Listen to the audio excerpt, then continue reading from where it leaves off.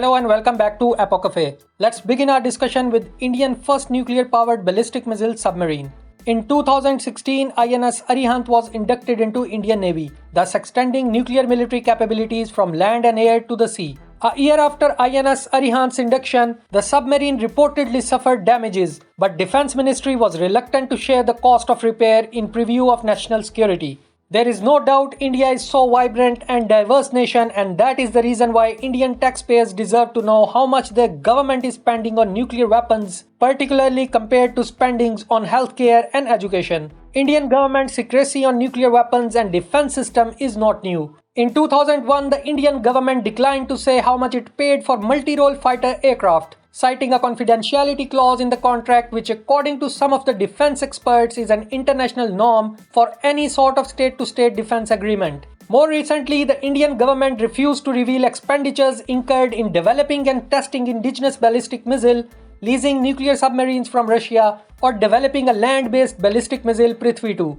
Every Indian can easily understand the national security interest, but the question is that every time the Indian government reveals information on nuclear costs, it does so ridiculously. In 2010, Indian government stated the cost of test firing a nuclear-capable ballistic missile Dhanush was 110 million Indian rupees, which is equivalent to $1.46 million. Most surprisingly, in 2013, the Indian Parliament was informed that the cost of upgrading a French-made Mirage 2000 fighter aircraft was 1.6 billion Indian rupees, which is equivalent to $22 million per aircraft. The upgradation cost seems little weird according to some of the defense experts. Same is the case with INS Arihant. The cost of INS Arihant was $2.9 billion, at least according to one of the published media report.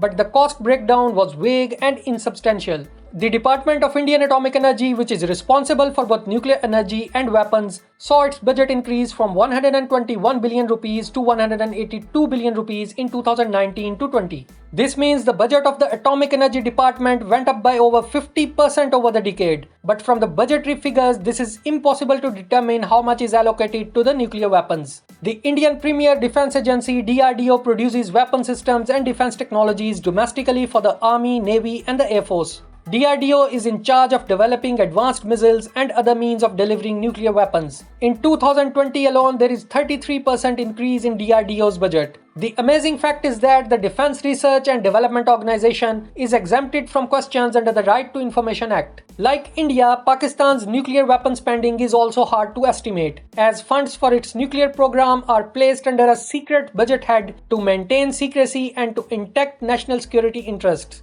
According to unconfirmed reports, Pakistan could be spending between $800 million and $2 billion annually on nuclear weapons, including healthcare and environmental cost, which indeed is a figure that is not officially confirmed at any level. Out of Pakistan's $11 billion military budget, the spending on nuclear weapon was approximately 10%. But despite of anything, Indian government should not justify secrecy around its nuclear weapon program cost by comparing itself to any other country. The COVID-19 pandemic showed devastating public health crisis in India, as the national health budget in India has been less than a quarter of what defense budget and spending India has in the last 2 years. According to Stockholm Institute of Peace and Research, Indian defense budget places the country among the world's top 5 military spenders. The former Indian Prime Minister Indira Gandhi, under whom India conducted its first nuclear test, stated that the cost of an intercontinental ballistic missile was 340,000 primary schools or 65,000 healthcare centers. And these figures alone can show how much money is spending to maintain nuclear defense capability.